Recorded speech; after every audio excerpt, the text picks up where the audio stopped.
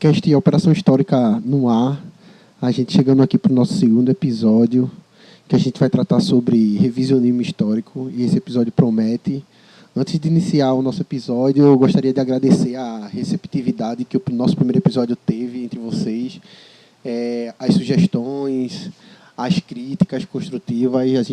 A gente levou todas em consideração, estamos tentando melhorar a partir dos próximos episódios. Então, a gente pede um pouquinho de paciência, a gente colocou como meta os 10 primeiros episódios, e a partir disso a gente pensa em algo mais fechadinho, com a qualidade melhor. Então, a gente vai melhorando a cada dia. Estamos hoje em bancada completa. Vou começar aqui pelo Thales. Bença mãe, bença pai. Boa noite todo mundo. Estamos aqui também com o Sidney. Estamos aí, né? João. Só lembrando, né? Se for para discutir questões históricas, precisa de fonte e documento. E, por último, e não menos importante, Arthur. Hoje o programa promete. Vamos dando início aí à nossa tribuna de notícias. Temos notícias muito interessantes aqui para debater, colocar alguns comentários breves. E vamos começar com a notícia do Arthur. Vamos lá. História hoje. Então, a primeira notícia de hoje é uma notícia publicada no dia 29 de abril de 2019 pela Folha de São Paulo. Bolsonaro quer isentar de punição proprietário rural que atirar em invasor. O presidente promete enviar projeto à Câmara para incluir no excludente de ilicitude quem reagir ao defender a terra. É uma proposta meia, não posso nem dizer indecente, mas completamente indecente, porque vai fazer com que aumente cada vez mais as mortes produzidas no campo provenientes das disputas de terra que existem aqui no país. Você tem, isso aí é uma carta branca, é uma carta de perdão, digamos assim, para que os proprietários rurais, com qualquer não tem nenhuma justificativa, simplesmente porque invadiu aqui, talvez até nem tenha invadido, perpetue o genocídio dos movimentos sociais que existem no campo, tanto o MST como também os indígenas. Isso só vai agravar o que já acontece, né? Que é a perseguição contra esses movimentos, que é latente, né? Se você for a partir dessa premissa de que os assentamentos também possam usar armas de fogo para combater possíveis invasores, então o bicho vai pegar, né? Vai aumentar o número de mortes no campo, vai aumentar o número de pessoas que serão vítimas da ação de grileiros, de latifundiários, entendeu? E essa medida não visa o pequeno produtor. Ele pensa assim, mas vai atender o do pequeno ao grande. Não, na verdade vai só beneficiar quem for latifundiário, quem é dono de grande propriedade de terra, e quem vai sofrer com isso são os povos indígenas que estão sendo massacrados e o pessoal sem terra. É uma política que fomenta a guerra no campo. E quando a gente fala em guerra no campo, a gente pode parecer uma disputa, no mínimo, equivalente, mas não é. Se a gente for levar o pé da letra, é um genocídio no campo, porque o que a gente hoje enfrenta no Brasil é um massacre de propriedades de terra que foram beneficiados historicamente pelas divisões de terra, que nunca foram democráticas no Brasil, que possuem do lado o capital, ou seja, o dinheiro para possuir armas, a partir dessa flexibilização imbecil do nosso presidente da República, que estimula esses proprietários de terra a ter suas milícias armadas para grilar as terras dos índios, matar os militantes ambientais, falando que o Brasil é um dos países que mais mata ativistas ambientais no mundo. Então, uma política que um presidente coloca como livre para os proprietários e seus milicianos do campo matarem quem invadia as terras, que é uma luta extremamente justa do MST, que luta por uma divisão de terras justa, que o Brasil negou historicamente aos seus moradores, aos seus cidadãos. E a gente vai viver durante esse período agora, nos próximos 4 anos, de uma guerra no campo, né? Que nunca acabou e que hoje só tende a aumentar. E sobre isso, o CIMI, o Conselho Indigenista Missionário, emitiu um relatório, um estudo, realizado em 2017, que mostra como esses índices de violência, de assassinatos contra os povos indígenas têm aumentado gradativamente nos últimos anos. Em 2017, por exemplo, nós tivemos 110 homicídios, sendo só 17 no Mato Grosso do Sul, que é justamente um dos grandes focos de disputa de terra por conta do agronegócio. Quanto mais as fronteiras agrícolas no Brasil vão avançando, saindo do centro-oeste, chegando no norte, chegando cada vez mais lá no Pará, já chegou no Maranhão aqui no nordeste, está chegando em parte do Amazonas, isso evidencia o risco que essas populações sofrem e vão sofrer ainda mais. Então, mais uma notícia para a gente discutir hoje, que é uma notícia que, inclusive, foi publicada pelo portal DW Brasil, o Deutsche Welle, que é um portal alemão e que fala justamente sobre a permissão de professores utilizarem arma de fogo em sala de aula. Professores poderem ir trabalhar com arma na cintura. E pense que isso foi permitido e aprovado na Flórida no Dia do Trabalhador, né?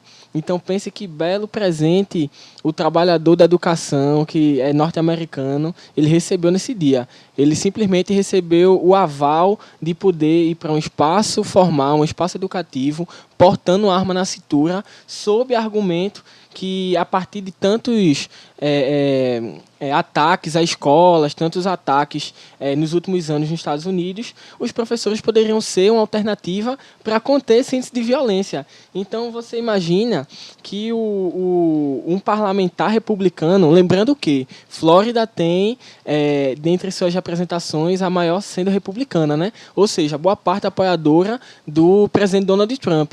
Então, faz total sentido essa flexibilização e esse projeto de lei. E, a partir disso, um dos parlamentares que apoiou a medida, que é inclusive um ex-policial chamado Chuck Brennan, ele diz que o guardião é a última linha de defesa. Ele ou ela estará lá quando o policial não estiver.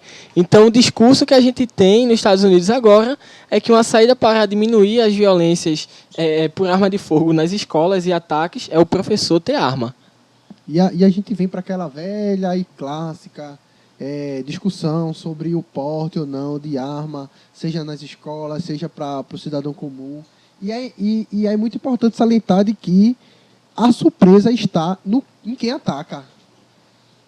O professor que vai estar com a arma dentro da sala de aula, quem garante que ele não vai ser surpreendido por algum aluno ou alguma outra pessoa que queira fazer um ataque dentro da escola, tem a sua arma roubada e, a partir disso, começa o massacre dentro da escola. Já aqui, o professor ele vai ter que ficar agora muito mais alarmado, muito mais atento, não só na aula, mas também quem chega perto dele, quem o cumprimenta, quem está ao redor, quem está andando na escola. Por quê? Porque ele tem consigo um instrumento de morte. Porque é para isso que a arma serve. A arma não serve para proteger, a arma serve para matar. Ela não defende. E sem contar que, assim, um professor armado em sala de aula é um professor que psicologicamente já vai estar assim, tenso. Vai estar uma pessoa que está armado. E diante de uma situação em que não sei como é a realidade do ensino norte-americano, se é do jeito que a gente vive aqui, que é uma situação que a qualquer momento o professor deve estar preparado para separar uma briga, para poder fazer alguma coisa, para intervir. O cara que não tem um preparo, dá uma arma só pelo fato do cara ser um professor, não ter um exame para isso. Quem garante que o professor não vai sacar a arma e dar um tiro para cima ou atingir até o próprio aluno, sabe como é? É um extremo isso aí, mas, sei lá, pode ocorrer. Ninguém sabe o que é que está... Teoricamente, né, os professores eles vão ter que fazer exames psicotécnicos e passar por treinamentos, mas é um momento de surpresa. Você nunca vai esperar quando vai ser atacado, quando vai acontecer alguma coisa. Então, quem garante que a reação, né, que esse professor vai ter, tendo que lidar com a turma ali, aquela arma vai ser efetiva. Então, pode ser mais algo só para piorar uma situação que já é complicada. Uma coisa que é importante frisar é que, assim, essa notícia, essa aprovação desse projeto, serve até para que nós, aqui no Brasil, acompanhem esse debate mais próximo. Por quê? Porque após o massacre na escola de Suzano, em São Paulo, nós tivemos o senador Major Olímpio, que propôs que os professores entrassem armados, estivessem armados dentro de sala, porque ele diz ele diz o quê? Que o professor armado em sala não ocorreria esse massacre. Entendeu? E um debate que deve ser levantado é que, do ponto de vista pedagógico, que interferência um professor com arma em sala de aula pode afetar na construção do conhecimento coletivo entre professor e aluno. Que mudanças mentais, físicas, pode acontecer nessa relação entre professor e aluno? Já que aqui a gente tem uma bancada de professores formados em história. Então, o que o professor armado dentro da sala de aula pode mudar na relação entre professor e aluno? Vai reforçar cada vez mais o ideal de autoridade, né? Nós já temos uma educação que não é uma educação libertadora, é uma educação bancária, nos moldes bancários. Porque para você ter acesso a uma educação que seja libertária, uma educação que vise a construção social do aluno, você tem que desembolsar um grande capital para isso, né? Que são essas escolas que são caríssimas, modelo Waldorf, não sei o que, etc. Mas um aluno de periferia na escola pública vê o professor armado, se já trata o professor, muitas vezes, como inimigo, vai ver ele como um inimigo real agora. Porque acho que não é nem a questão de autoridade, né? Vai surgir um autoritarismo de fato. Autoritarismo, né? Aquele cara ali não vai me botar de castigo, não vai me deixar sem aula, não vai mandar fazer uma atividade, ele vai dar um tiro em mim, né? Exatamente. Então, se a gente tem escolas deficitárias, né? Isso falando num aspecto geral da nossa sociedade, né? Você vai pensar numa realidade de periferia, né? Onde a violência, infelizmente, impera. Esse professor portando uma arma, ele vai ser visto como inimigo e essa pessoa pode arrumar uma arma também para ir lá dar um pipoco no professor. E sem contar que essa arma pode ser até mesmo roubada do professor e ser utilizada para outras funcionalidades. Como já roubaram a arma também do nosso presidente quando ele ainda era militar do Exército, né? O que se roubou uma de um militar profissional, como ele se diz, se rouba a arma de segurança, professor. Se rouba a arma de policial, quem dirá do professor? E essas armas correndo solta por aí são mais mortes, são mais violência e, enfim... Não resolve o caso. Não resolve o caso. Como é uma de nossas funções sociais aqui fazer frente contra esse suposto governo, né? Então a gente traz aqui mais uma repercussão, né, de uma declaração ridícula, né, de Bolsonaro, onde no encontro com jornalistas, isso ele tentando responder, né, o prefeito de Nova York sobre a negativa de uma homenagem a ele sobre o Homem do Ano, né? Da revista Time. Ele vem dizer que desde novembro de 2009, né, ele vem trazendo pautas conservadoras, inclusive falando do kit gay, né, que todo mundo sabe que não existe, mas ele ainda continua nessa. Mamadeira de piroca. Então, ele foi dizer que essas pautas conservadoras acabou trazendo a ele, né, prejudicando a imagem dele fora.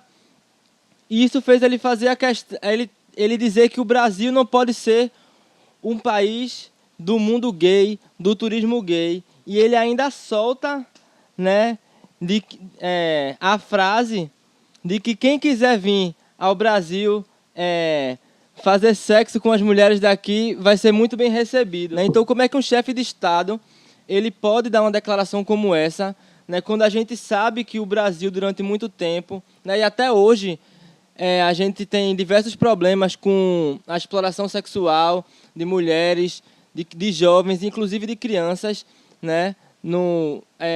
O Brasil, durante muito tempo, e até hoje é visto como um lugar do turismo sexual. Isso vem tentando ser desconstruído pela sociedade. Como é que o cara dá uma declaração como essa, né? Isso acabou gerando de diversos coletivos de mulheres, inclusive dos próprios governos estaduais, né, uma série de campanhas afirmando que a população estava aberta para receber o turista, mas a mulher não, né? Então, tentando acabar com essa frase que foi ridícula do presidente, né? De afirmar uma exploração sexual livre aqui no nosso país. Parece que a gente agora está adorando resgatar alguns valores, alguns pensamentos que sempre fizeram parte da sociedade conservadora brasileira e que durante algum tempo, após a democratização, a gente estava avançando algumas pautas, algumas discussões de questões até relativas a gênero, a abuso sexual, a violência contra a mulher.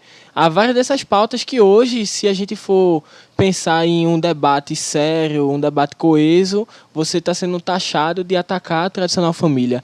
Então, dessa forma, é como se você naturalizasse e você legitimasse as violências que essas mulheres sofrem e sempre historicamente sofreram no Brasil, né? Então, você imagine que, no final das contas, as mulheres que são exploradas sexualmente no Brasil, as mulheres que são violentadas, seja fisicamente, sexualmente, psicologicamente, elas continuam sendo as mulheres da classe trabalhadora, né? Elas continuam sendo as mulheres majoritariamente pobres, pretas, são essas mulheres que normalmente chegam mais tarde em casa, são essas mulheres que andam na rua à noite voltando do trabalho, são essas mulheres que sempre tiveram o espaço público como um espaço de violência, né? Então, um líder de Estado, um presidente da República, tem uma fala como essa, é uma fala no mínimo a ser repugnada pela sociedade. Então, como você falou, Thales, eu acho importante a gente também pontuar que esses estados, boa parte desses estados e dessas prefeituras que fizeram ação atacando essa fala do presidente foram localizadas aqui no Nordeste, né? Isso a gente não pode esquecer, porque é realmente uma região de ampla oposição ao governo Bolsonaro e que sempre se posicionou. E também são regiões que se pautam bastante pelo turismo, né? E durante muito tempo e até hoje muitos turistas ainda procuram esse tipo de turismo, né? Esse turismo sexual que vem sido combatido fortemente durante os últimos anos, né? E a partir dessa declaração levou um tapa na cara, né? Não tem muito o que comentar quando uma notícia bizarra como essa, né? Isso só mostra que tipo de discurso, que tipo de projeto de sociedade é que está em pauta hoje em Brasília. Que é uma sociedade que não liga para as mulheres, não empodera, não as empodera, não a coloca nos espaços devidos, coloca a mulher como objeto de prazer do homem, coloca o Brasil na estrada, no caminho do turismo sexual, tá entendendo? Coloca o Brasil também como no caminho do país de discriminação da comunidade LGBT, porque o turismo gay no Brasil ele é superavitário. Muitos casais gays de outros lugares do mundo visitam o Brasil justamente por pensar que aqui é um país que respeita a pluralidade, que tem um projeto de felicidade concreto. E hoje a gente vê um governo federal que estimula a prática do abuso e da exploração sexual de mulheres, e a partir de mulheres, de crianças, de adolescentes. A gente tem casos aqui no Nordeste de turismo sexual de crianças e adolescentes muito latente, que a gente passou muito tempo lutando. A gente está no mês de maio, que é o mês do enfrentamento à exploração e à proteção contra a violência sexual de crianças e adolescentes. Então, uma notícia como essa só pode causar revolta para nós.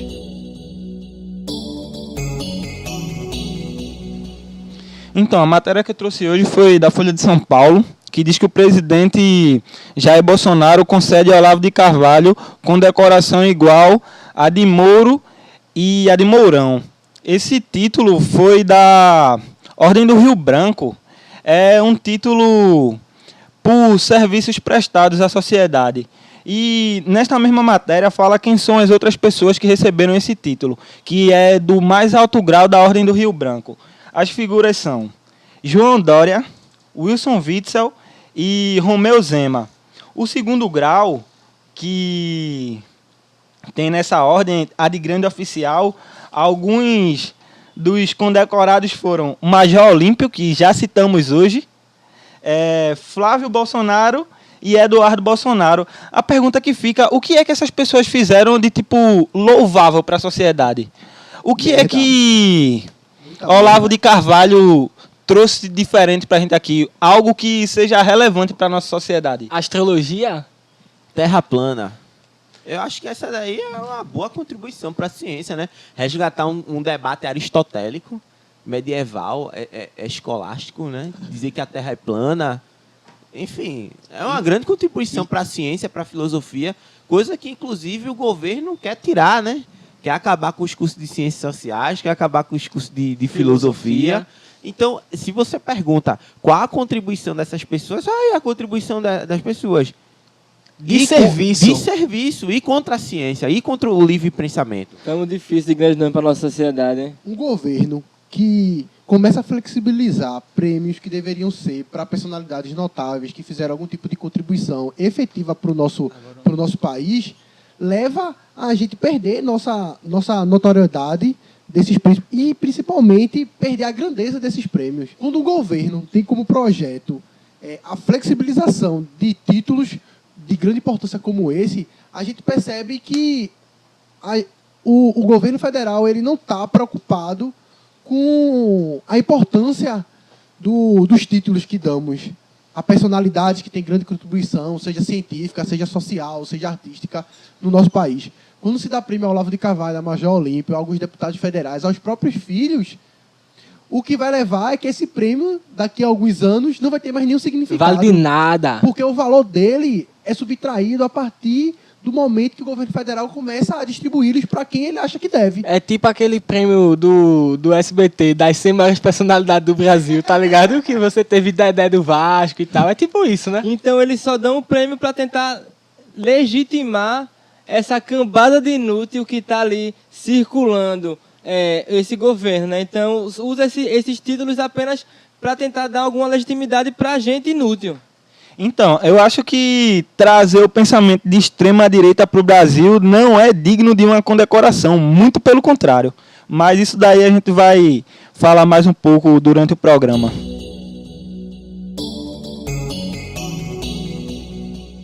Então, galera, para finalizar essa nossa primeira parte, eu trago uma notícia aqui que, para nós que somos formados na área da educação, é extremamente chocante.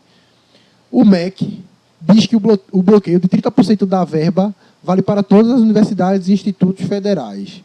Só contextualizando um pouco para quem ainda não tem noção do que foi esse rebuliço dos cortes de 30% de verbas nas universidades, o ministro da Educação, que tem um nome difícil e é um completo imbecil, disse que, por conta da balbúrdia, que para ele seria promover desmonte de universidades públicas de excelência, porque só pode ser esse o significado, disse que 30% da verba do segundo semestre das universidades da UFBA, da UFF e da UNB seriam suspensas, seriam retiradas, porque, para ele, essas universidades praticam balbúrdia, que seria má distribuição de bolsas, eventos que, para ele, são questionáveis, e, a partir do grande rebuliço que isso causou nacionalmente, o Bolsonaro vem a público e diz que, na verdade, não é só para essas 3 universidades, são para todas as universidades e institutos federais do Brasil.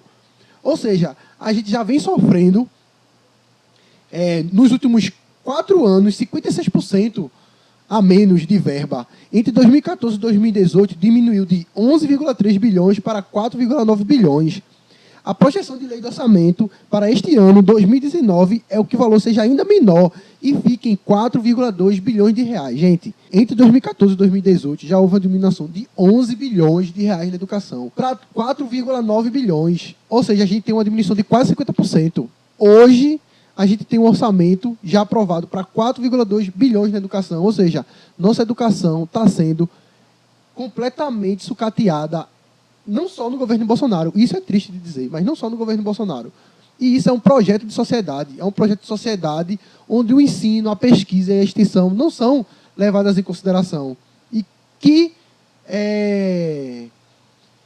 reverberação vai haver na sociedade quando as universidades públicas são sucateadas no Brasil? A gente já viu um período muito parecido com isso, no período de Fernando Henrique, onde as universidades eram extremamente sucateadas. A gente tem um exemplo aqui da própria Rural. A gente conhece professores que passaram por esse período de Fernando Henrique e não existia o mínimo de estrutura física e didática para se ensinar aqui nas universidades. Só uma pontuação que, assim, ele utiliza esse argumento como balbúrdia, mas veja que foram as três primeiras universidades que foram atacadas, a UNB, a UFBA e a UF, a Federal Fluminense, e são universidades que, quer queira, quer não, possuem discussões sobre o marxismo muito forte. Por exemplo, você tem na UF, na Federal Fluminense, o professor Marcelo Badaró Matos, que é um dos grandes nomes do marxismo no Brasil hoje. A UNB também tem uma das professoras que recentemente convidou o Olavo de Carvalho para um debate, que ele não falou nada, entendeu? E a Universidade de Brasília, que promoveu uma série de debates com Fernando Haddad, entre outras pessoas, e a Universidade Federal da Bahia, que hoje é um dos grandes nomes nos estudos sobre escravidão e sobre esse período no Brasil, né? Então, é um ataque direto à produção científica, é um ataque ideológico, inclusive, desse ministro da Educação, que disse, e tem vídeo, tem depoimento dele, que não ia deixar barato para o pessoal da esquerda. Então... E no final das contas, como tu falasse, Arthur, se a gente pensar essa balbúrdia, além dessa perspectiva de produção do conhecimento marxista, a gente tem, em viés prático, nos últimos tempos, algumas atividades, alguns debates públicos, algumas aulas públicas realizadas acerca da reforma da Previdência. Inclusive, como você falou, uma delas foi um debate com a presença do Fernando Haddad, teve a presença do Guilherme Boulos na UF recentemente, com Marcelo Freixo. Então, é pensar que essas instituições estavam sediando, ultimamente, espaço de debate, sendo palco de debates públicos, inclusive de questões relevantes, que, de certa maneira, atacam o projeto que o governo tem para esses próximos anos. Então, é uma perseguição muito clara, assim como foi importante essa fala de Anderson sobre esse outro período que a gente teve de corte, que foi o período FHC, que FHC, de 94 para 95, simplesmente cortou 35,22% o investimento na educação. Isso aqui é uma matéria da Folha de São Paulo, do dia 16 de março de 96. E simplesmente 35,22% foi cortado do orçamento de um ano para o outro acerca do investimento na educação. E foi um momento que a gente sabe em que a produção acadêmica e científica no Brasil sofreu um golpe muito grave. Foi um momento onde vários programas de pós-graduação fecharam. Foi um momento onde muitas universidades não tinham condições nem de ter água encanada. Então, é só a gente rever e pensar qual é esse projeto liberal que esses liberais brasileiros têm, né? E isso é mais uma forma da gente perceber uma deslegitimação que esse governo vem tentando implantar contra a academia, contra os estudos universitários e contra a educação de um modo geral, né? Que quanto menos educação a sociedade tem, né, mais ela vai permitir que pessoas como essa se perpetuem no poder, né? Agora, uma pergunta que eu faço. Gravar podcast é fazer balbúrdia também? Pois é. Nós não recebemos nenhuma verba, então... Opa, cadê essa Lei Rouanet? Cadê a Lei Rouanet? Olha, agora só não sei se para finalizar, uma coisa que deixar bem pontual é que como a questão de sucatear as universidades públicas para a privatização. Recentemente, o presidente deu uma declaração afirmando que as universidades federais não contribuíam com a pesquisa científica e que boa parte dessa pesquisa científica vinha das universidades particulares. Não sei se você já se lembra disso. E mostrou, e ainda citou a Mackenzie de São Paulo como se fosse a expoente das pesquisas científicas. E nem a Mackenzie aparece no ranking de produção científica. É a PUC, não me lembro de qual, se é do Rio de Janeiro ou de São Paulo, que representa 1% somente das pesquisas científicas aqui no Brasil.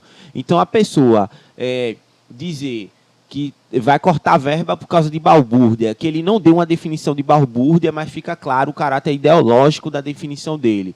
Afirmar que não existe pesquisa no Brasil, afirmar uma série de coisas para legitimar sucateamento das universidades públicas, mostra e deixa claro a proposta desse governo, que é acabar com a educação pública de qualidade desse país. Manda ele buscar o lado dos pesquisadores aí dessas universidades. E fazendo em latte, vamos pensar aqui no ministro. Ele tem doutorado? Não. É pesquisador no CNPq? Não. Já orientou teses ou dissertações? Não. Tem publicações científicas relevantes? Nenhuma. Pesquisa? Muito menos. Uma conclusão, então, que a gente tira a partir desses dados é que ele é um completo desqualificado para o cargo que ele exerce. Não tem a mínima condição de exercer um cargo da tamanha importância como ministro da Educação. A desculpa dele sempre vai ser a reforma da Previdência, né? Eu acho que eles só vão soltar dinheiro agora depois que a reforma da Previdência for aprovada. Mas, sinto muito, mas não vai rolar. Tribuna de debates. O senhor propõe para resgatar a dívida da escravidão, deputado? Mas que dívida? Eu nunca escravizei ninguém na minha vida. Não, o senhor não, mas o país escravizou. Olha só. Se for ver a história realmente, o português nem pisava na África, eram os próprios negros que entregavam os escravos no... Não, pisava, pelo amor de Deus. Mas isso aí era uma briga. Quem perdia a guerra... Os portugueses é que faziam o tráfico. Faziam tráfico. Os ingleses faziam tráfico e traziam os negros na costa também. africana. Eram entregues pelos próprios negros. Mas eles pagavam. Pelo amor de Deus. Pagavam para isso. Que dívida é essa? É uma Nós dívida temos hoje em histórica. dia, eu acho que misturado no Brasil, né? Os Estados Unidos pagou essa dívida, vem pagando. Mas que Muita dívida tendência é da essa? esquerda, né? Ela pega uma coisa boa, sequestra e perverte, transforma numa coisa ruim. Que acho que é mais ou menos o que aconteceu sempre com esses regimes totalitários, né? Por isso que eu digo também que, quer dizer, isso tem a ver com o que eu digo, que fascismo e nazismo são fenômenos de esquerda, né? Situação porque os comunistas são pobres. Os comunistas estão no topo do país. Eles são o topo das organizações financeiras, eles são os donos dos jornais, eles são os donos das grandes empresas, eles são os donos dos monopólios. Então, galera, a partir desses áudios que vocês ouviram, a gente vai iniciar nossa discussão, que é justamente sobre o revisionismo histórico, que é o que une todos esses áudios em torno de um objetivo comum, que é revisionar a nossa história. Então, inicialmente, vamos falar um pouquinho sobre esse conceito de revisionismo histórico e depois vamos entrar aqui no debate sobre como essa ideia de revisionismo histórico está sendo utilizada como plataforma política do nosso governo federal atual. Vamos lá. O revisionismo histórico, ele inicialmente tem como objetivo atacar os movimentos revolucionários, principalmente o movimento revolucionário francês, de 1789, e, posteriormente, os movimentos revolucionários capitaneados por movimentos operários. Nesse caso, estamos falando da Comuna de Paris e, posteriormente, a Revolução de 1917, que deu origem à União Soviética. Basicamente, esse revisionismo ele vai surgir inicialmente nos Estados Unidos, com os chamados Cold Warriors, que são historiadores norte-americanos preocupados em atacar o caráter social da Revolução Russa, e o revisionismo ele vai ganhar grande força, principalmente a partir das denúncias feitas por Nikita Khrushchev após a morte de Stalin, quando grande parte dos historiadores que, de alguma forma, pertenciam à esquerda, vão começar a criticar essa versão. Como, por exemplo, Raymond Aron, que é um grande ícone do revisionismo francês. E, posteriormente, esse revisionismo ele vai ter uma base muito grande com os historiadores que se identificam com as ideias neoliberais, a exemplo de Francis Fukuyama, que o grande expoente desse revisionismo é o seu livro O Fim da História, que ele lançou logo após a dissolução da União Soviética em 1991.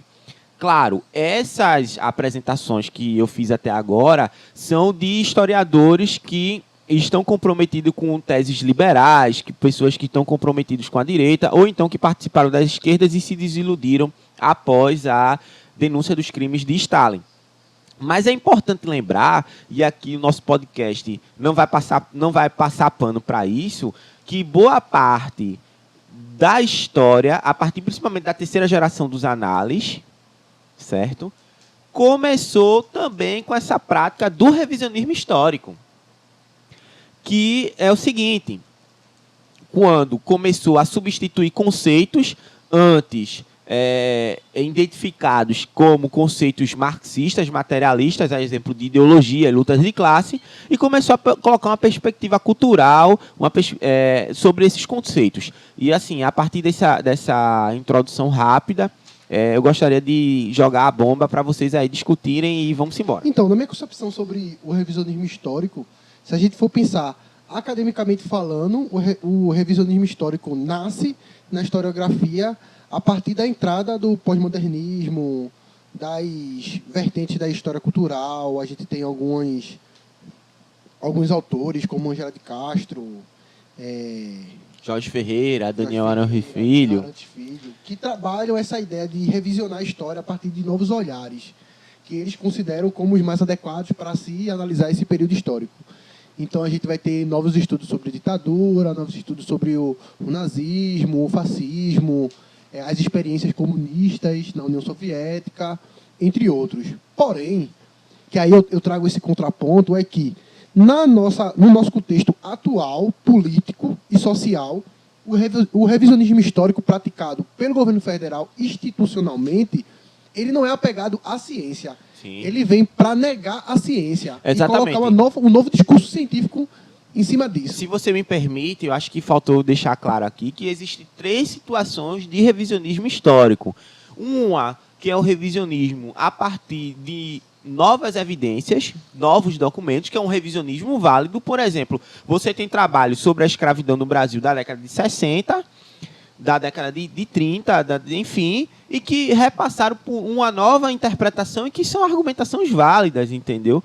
Mas, por exemplo, além desses 2 revisionismos, você tem o revisionismo que são utilizados pelos neoliberais, que é o revisionismo que tenta mostrar o outro lado, e tem essa face do revisionismo, que é o revisionismo perverso, que é um revisionismo que tenta implementar novas interpretações sobre fatos, acreditando estar apresentando um revisionismo acadêmico válido, onde apenas representa uma interpretação alternativa à abordagem classificada como exterminação. Ou seja, é um revisionismo sem base científica, é um revisionismo sem base acadêmica. Majoritariamente negacionista. Negacionista, justamente.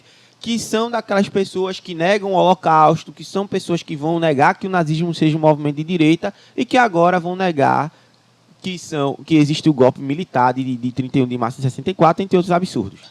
E esses absurdos, eles são capitaneados pelo presidente, né? Se a gente observar, existem alguns canais no YouTube que o presidente indicou. Exemplo, Olavo de Carvalho, Nando Moura, eu acho que Diego Rox, que inclusive está abandonando o barco. E também tem Bernardo Kister, esse daí é um grandíssimo otário. Comédia. Esse daí é um artista. Não disse nada. Então, pense que já falamos aqui no podcast hoje sobre sucateamento da educação. O presidente já falou que não quer os alunos prestando atenção em política. Então, imagine todo esse processo que estamos falando aqui sobre a questão do revisionismo histórico, e seus filhos, parentes e afins assistindo no YouTube pessoas que estão sendo subsidiadas, não subsidiadas financeiramente, mas elas estão tendo um alvará do presidente para desinformar, né? Dizendo que não houve golpe militar, que o nazismo é de esquerda e coisas do tipo. Ou seja, é um processo que ele tem como foco essa disputa pelo passado que já está socialmente estabelecido, mas ele, ao mesmo momento, ele busca legitimar os seus projetos políticos a partir de uma visão distorcida da historiografia acadêmica, né? Não só por historiadores brasileiros, mas por historiadores do mundo todo, né? E ele também acaba com qualquer método científico existente, né? Então, o que orienta essa narrativa sobre o passado, né, não é o rigor acadêmico em momento nenhum, né, nem os princípios da divulgação científica, mas é uma conveniência política, onde você quer, de qualquer forma, perpetuar uma ideia, onde você vai buscar todos os meios possíveis para que isso aconteça. Perceba como a história e como o passado, que são atacados por essas pessoas que tentam negar essas coisas, são utilizados como matéria-prima porque são elementos essenciais para manter essas ideologias no poder. Inclusive por quê? Porque se não existe um passado que é satisfatório, essas ideologias podem inventá-los. E quando eles estão aparelhados no governo, quando eles estão aparelhados no Ministério da Educação, enfim, e trazendo esses discursos, é muito fácil para quem está com a mão na roda da história pegar e jogar de goela abaixo. E pior ainda, Sidney. Sabe por que é pior ainda, Sidney? Porque eles podem utilizar da repressão.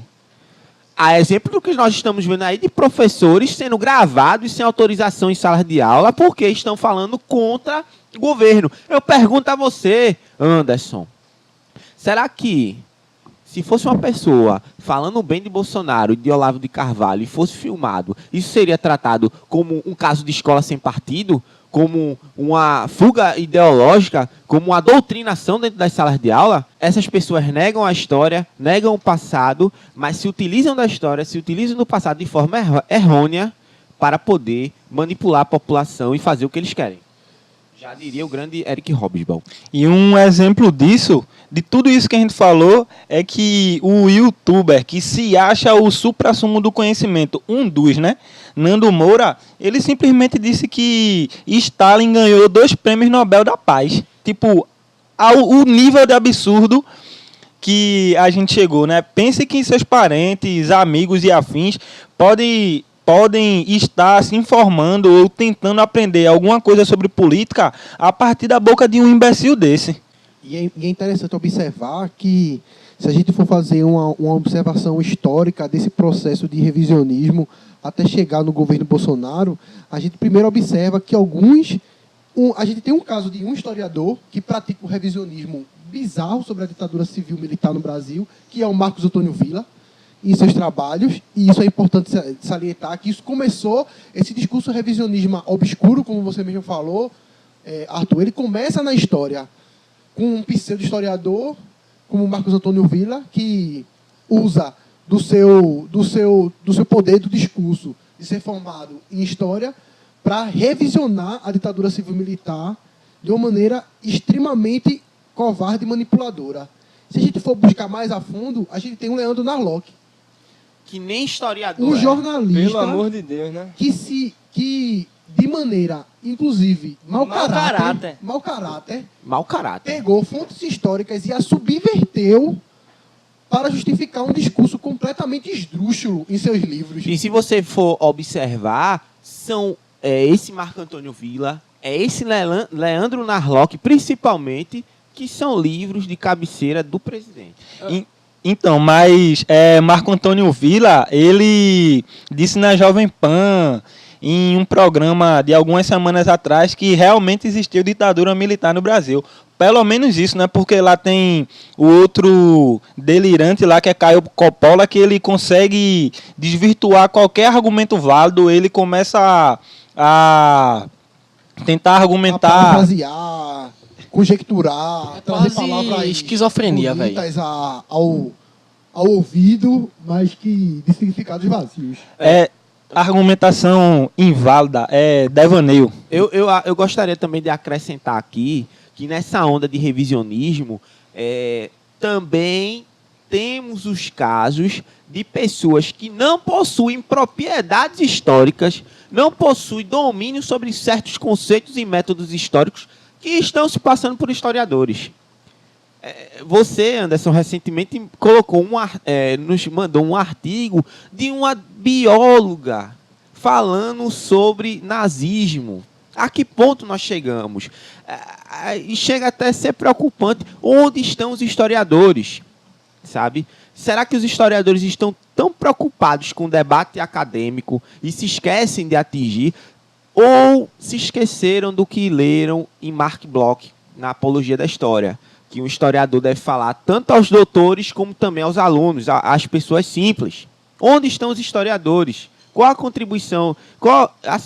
Eu acredito que uma das coisas que nos uniu para fazer esse podcast foi justamente a necessidade de trazer a história por historiadores para pessoas leigas, para pessoas do ramo, etc.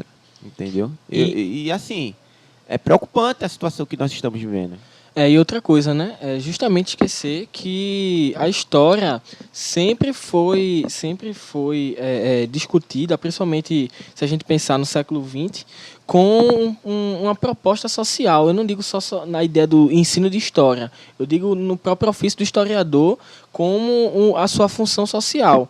E essa função social, muitas vezes, não só ela é esquecida, como é deslegitimada pelos próprios pares. Esses pares, muitas vezes, conseguem produzir um pseudo-conhecimento que, na verdade, é um desfavor, né? Esquecendo justamente que a disputa de narrativa ela sempre se fez presente no campo da história. O uso da história, na verdade, como uma questão de política pública para fortalecimento do Estado ou até para negação desse Estado, desse governo, isso não é algo recente, isso não está sendo visto somente no governo Bolsonaro. A história ela sempre foi uma ferramenta utilizada para a formação de identidades coletivas, para a formação, principalmente se a gente pensar no próprio século XIX, quando a história se torna ciência, né? A partir de ranking e tal, sempre vai ter essa perspectiva de que a história vai fortalecer e vai servir para identidades nacionais. Quando a gente vai mais à frente, desfragmentando essas possibilidades de somente uma identidade nacional, nós vamos ter, a partir, por exemplo, como você falou, Arthur, da terceira geração da Escola dos Análises, um incentivo muito grande aos estudos culturais, e esses estudos culturais, não relegando um espaço menor a outros estudos, não é isso, mas esses estudos culturais, quando se foca somente nas questões identitárias, esquece alguns outros aspectos que são importantes na construção dessa própria identidade. E um desses aspectos é justamente como o Estado projeta uma ideia de sociedade, uma ideia de projeto político para essa própria sociedade. Então, termina que a gente esquece alguns marcadores de diferença e algumas coisas que compõem essas identidades que são múltiplas. A gente não está negando que existem identidades múltiplas, existem, como é que eu posso dizer, o multifacetamento do indivíduo, isso não está sendo negado por nós em nenhum momento. O que a gente está pondo aqui é que parece que alguns historiadores esqueceram que, por exemplo, as questões de classe, as questões de raça e as questões de gênero, esses 3 pontos são pilares imprescindíveis para a formação da identidade do indivíduo. E quando a gente fala dessa identidade do indivíduo resgatando uma memória de violência, parece que hoje a gente está, na verdade, perpetuando esse projeto de violência. E aí quando eu me lembro um pouco do Fernando Serri, quando ele fala sobre a consciência histórica e que como esse processo de consciência histórica em nenhum momento vai ser o novo. Em nenhum momento a história ela parte somente do novo. Não existe o novo. Falar que a gente está criando um novo é negar o que já foi construído em outros momentos. Então parece que esse governo Bolsonaro, que sempre resgata pensamentos de Olavo de Carvalho, pensamento na verdade não sei nem se pode ser considerado pensamento, mas quando resgata essas perspectivas, é como se estivesse criando o novo. A gente está aqui buscando uma nova história, estamos aqui formando uma nova sociedade, mas esse novo, na verdade, é uma negação do anterior, é a negação de uma construção do indivíduo e justamente ir relevando alguns processos sócio-históricos que construíram, inclusive, essa pseudo-identidade nacional que não há. Uma falsificação completa da historiografia. Exatamente. Né? E só para deixar claro aqui, que a história é a matéria-prima para as ideologias nacionalistas ou étnicas ou fundamentalistas, tal como as papoulas são matéria-prima para o vício da heroína. Né?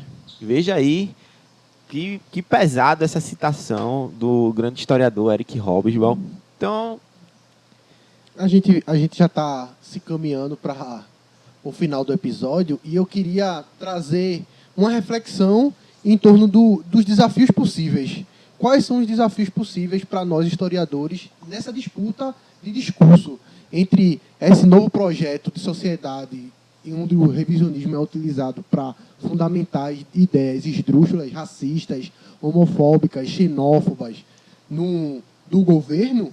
Eu trago uma citação do professor historiador Bruno Leal, da Universidade de Brasília, que ele diz o seguinte: a história tem sido manipulada por setores dessa nova direita com o objetivo principal de legitimar os seus projetos políticos.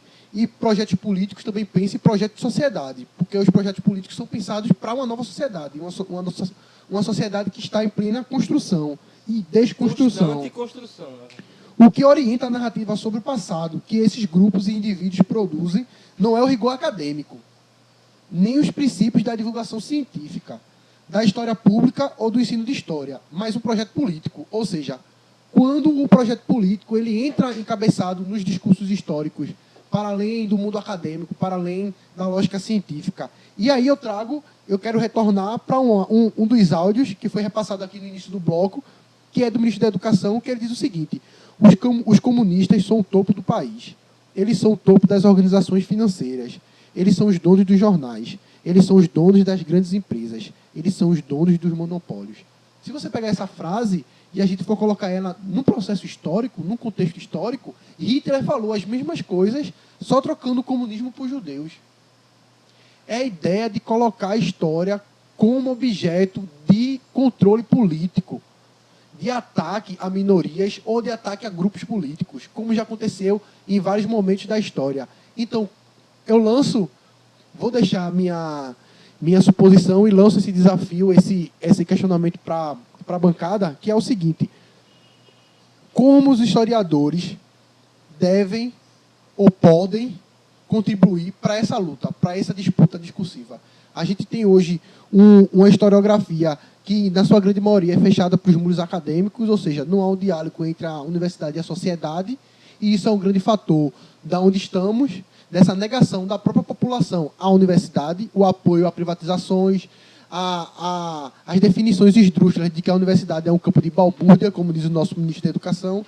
Então, quando a universidade ela deixa de dialogar com a sociedade, quando a historiografia prefere o micro, ou seja, prefere as lógicas discursivas dentro da universidade para os seus pares e não dialoga com a sociedade, aproveitadores políticos como esse, como Olavo de Carvalho, que é um despreparado, entram na pauta nacional como grandes pensadores e hoje nós temos que correr atrás disso, lançando novas alternativas de discussões para além da pauta política. Então, na minha opinião, a historiografia ela deve se lançar para a sociedade, com projetos como esse podcast, de tentar levar debates historiográficos para a sociedade, para discutir com os jovens, para discutir com os adultos. Então, eu coloco na bancada que desafios vocês acham que a historiografia vai passar durante esse período e que possibilidades nós temos de disputar esse campo discursivo com esses aproveitadores revisionistas históricos. Sem esquecer que o ministro da Educação tem como seu guru o Olavo de Carvalho. Isso realmente tem sido um problema muito grande, não só para a história, mas para a academia de um modo geral. Esse contato com o público, esse contato com o além-muro das universidades. A gente tem muitos eventos, muitos simpósios, muitos encontros, muitos artigos para preencher o Lattes, mas isso fica entre a gente, fica entre esse clubinho. Então, eu acho que o único contato que existe entre a academia e a sociedade são os professores no seu trabalho diário de educador, nas escolas, em sala de aula, mas isso não é suficiente para levar essa discussão, né, para trazer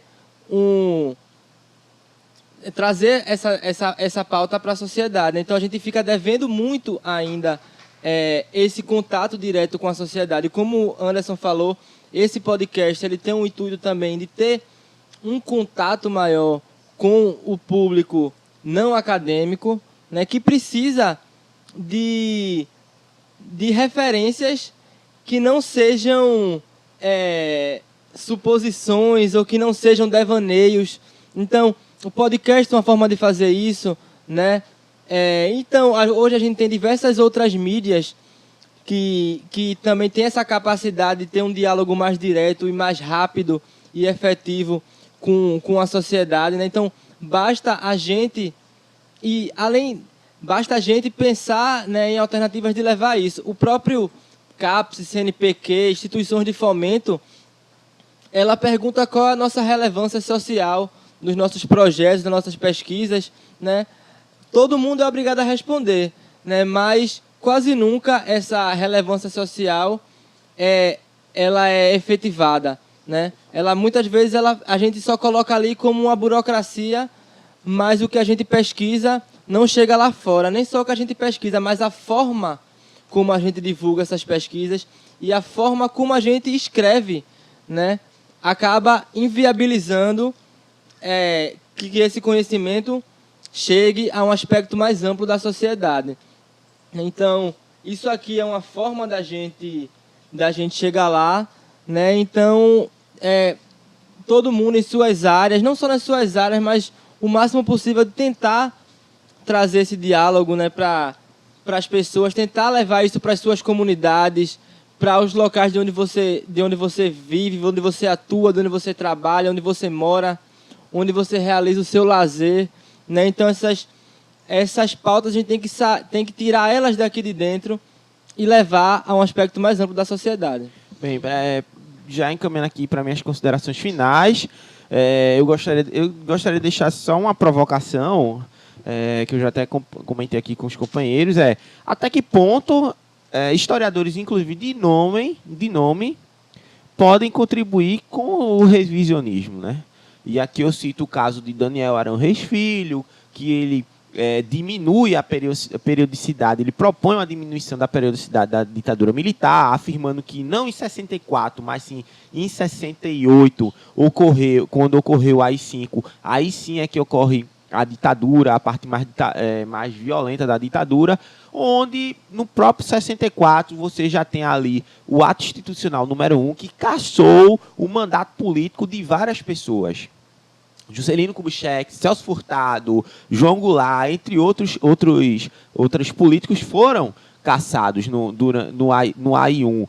Inclusive, também, no próprio 64, você tem denúncias de tortura que foram realizadas na ilha de Fernando de Noronha, que o próprio ministro da Casa Civil, na época, Ernesto Geisel, foi na ilha dizer não tem tortura, mas existe sim. Mas existiu sim tortura. Isso documentado, inclusive, pelo jornal Última Hora, o único jornal que ainda permaneceu denunciando os crimes do regime militar logo nos seus primeiros dias. Não só o caso de Daniel Arão Reis Filho, mas também Jorge Ferreira, que utiliza de fontes provenientes dos direitosos lá, como Carlos Lacerda, para dizer que existia um apoio popular para o golpe, afirmando que havia uma participação civil muito grande, quando ele utiliza uma pesquisa encomendada pelo instituto que era chefiado por Carlos Lacerda para ir no comício das reformas de base em 3 de março dizer que 95% da população não aprovava a reforma de base. É muito fácil você chegar de um instituto comandado por Carlos Lacerda para poder encomendar e dizer que existia um apoio popular. E sem contar os outros absurdos que são perpetuados por esses historiadores, que inclusive têm voz no meio popular, como Daniel Arão Reis Filho, que escreve para o jornal O Globo, entre outros jornais. Jorge Ferreira, que inclusive é utilizado em livros didáticos no Rio de Janeiro. A Ângela de Castro Gomes, entre outros. E assim, minha gente, qual a responsabilidade que nós temos se, de certa forma, em certa parte, nós estamos fornecendo munições também para esses revisionistas? Então é isso que eu quero dizer e até a próxima. Então, eu acho que quando a gente fala de revisionismo, lembrar que logo no início a gente falou, né, que existem alguns tipos de revisionismo. E eu acho que quando a gente, quanto historiador, pensa nesse revisionismo, a gente não pode também minimizar as contribuições positivas que vários autores e vários documentos têm trazido.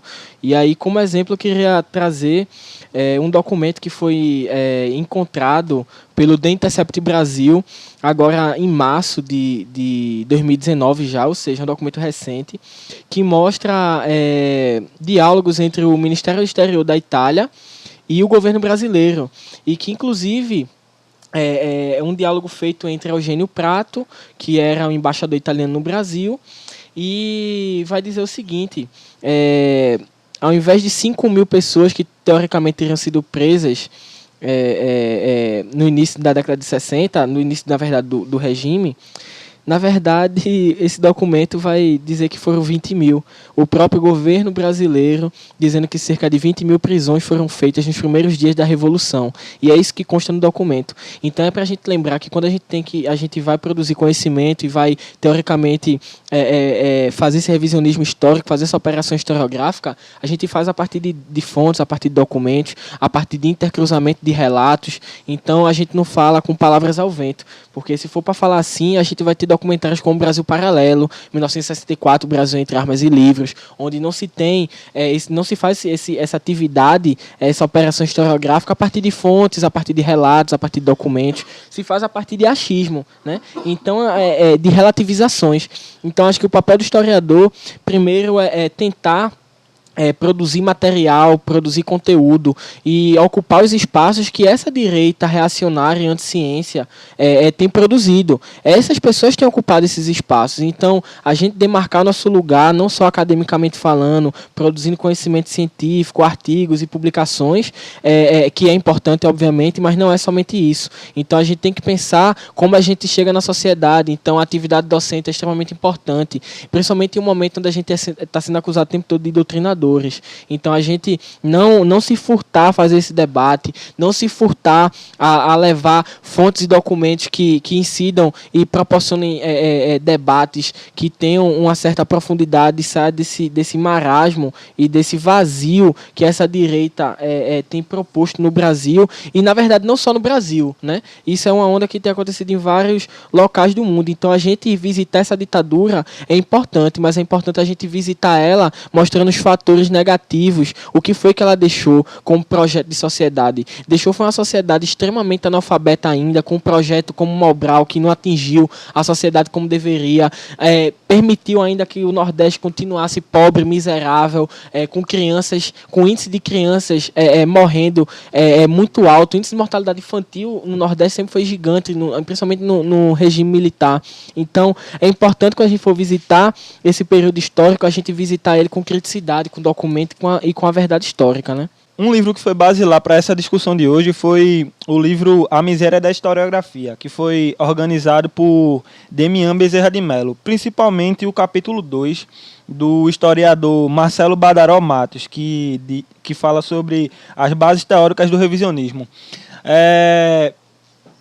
Por que é um assunto tão importante de ser tratado, né?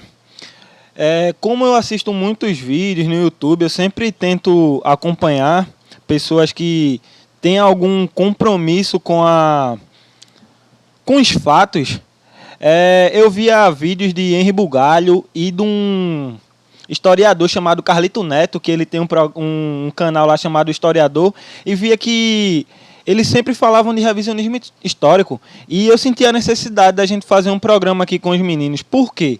Esse texto, ele trata da questão do revisionismo, e a gente pode pensar também que certos historiadores, com esses revisionismos, eles estão dando munição para essa galera alucinada aí de Olavo de Carvalho e os seus minions propagar atrocidades para a nossa sociedade. A gente tem que pensar onde a gente quer chegar com essas mentiras, né? Então, nós aqui como historiadores temos que tentar ocupar outros meios para tentar diminuir esse absurdo que vem acontecendo hoje em dia.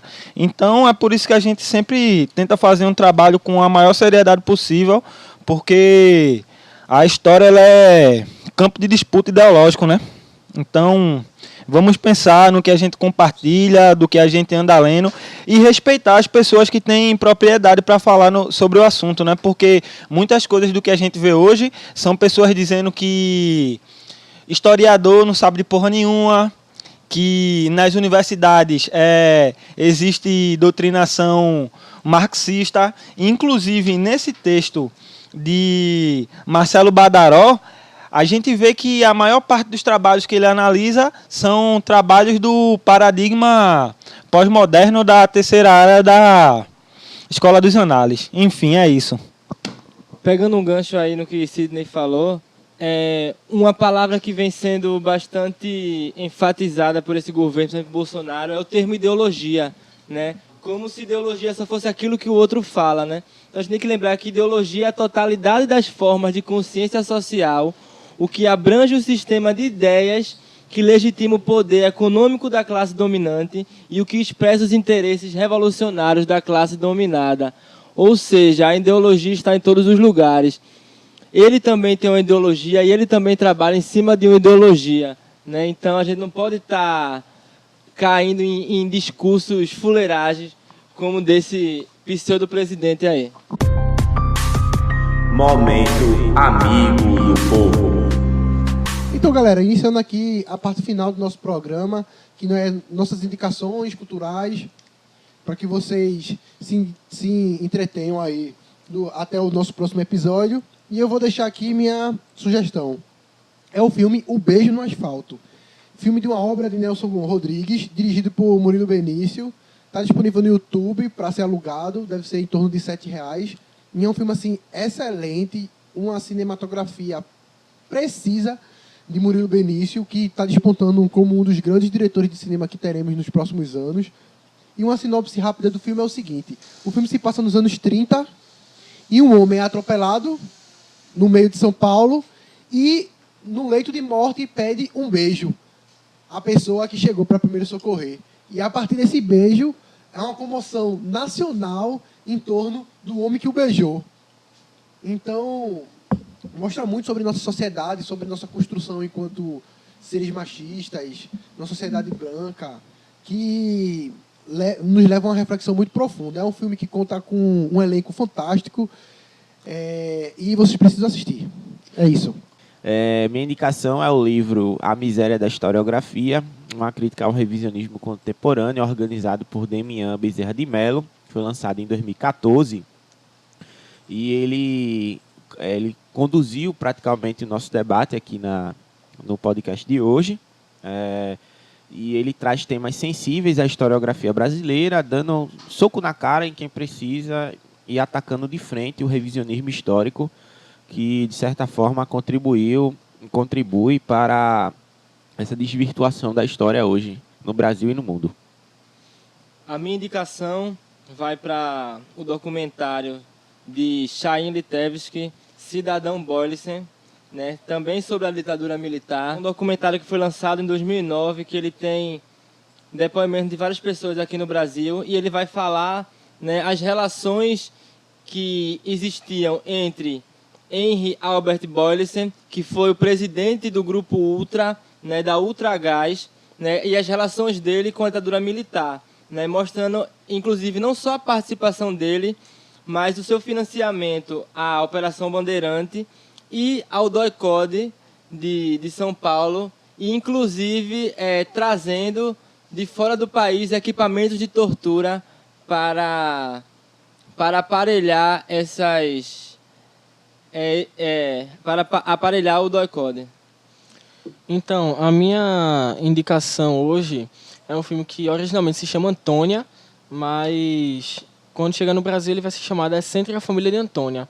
É um filme holandês, da década de 90, ele foi lançado em 95, por uma diretora também holandesa chamada Marlene Gorris. E essa mulher, ela tem como perspectiva e como proposta nesse filme trazer como cenário principal Antônia, que é uma mulher que surge no início do filme já de meia idade, onde ela tem ela passa tempos longe da família, de uma vila, e a partir disso, dessa sua volta e da sua filha, vai mostrar gerações dessas mulheres. Então, a ideia é mostrar um filme onde o elenco principal, onde as tramas principais acontecem a partir da vida de mulheres, não dos homens.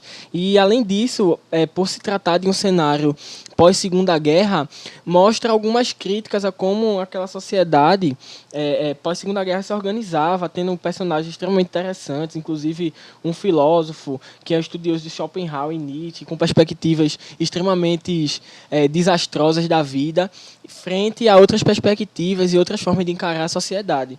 É um filme que expõe o machismo e a misoginia que cerca a Europa daquele período.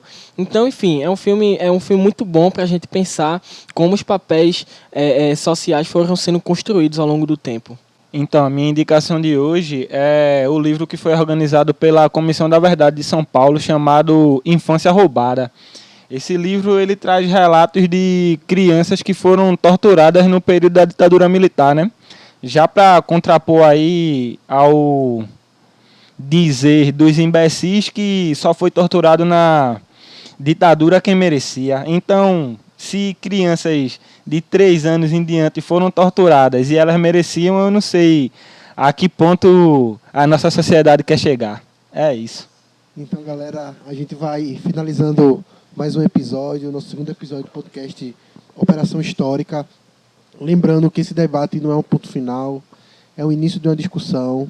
E, por falar em início de discussão, eu trago mais uma novidade que a gente vai ter, que é o nosso site. Nosso site está sendo finalizado. Provavelmente, quando vocês estiverem ouvindo esse episódio, o site já vai estar no ar. Lá no site a gente vai colocar, para além dos episódios, também postaremos artigos, reflexões, críticas, resenhas, para a gente ainda qualificar ainda mais o nosso debate. Vai ter um espaço também para que vocês coloquem suas opiniões, a gente possa discutir no fórum as impressões que vocês tiveram do episódio. Eu quero agradecer muito a quem ficou até aqui conosco, ouvindo firme e forte.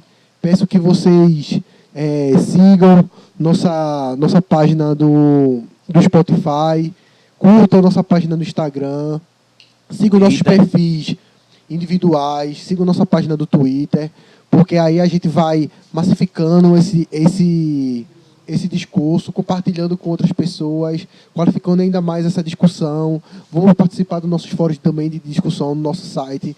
Vamos fazer com que esse conhecimento que é compartilhado e que é construído coletivamente não fique apenas submerso à audição, né? Vamos levar para as várias esferas da nossa vida e vamos seguir forte nessa luta que é para democratizar ainda mais o conhecimento para a vida pública brasileira. É isso. Valeu. Tchau, tchau. Cheiro na moleira.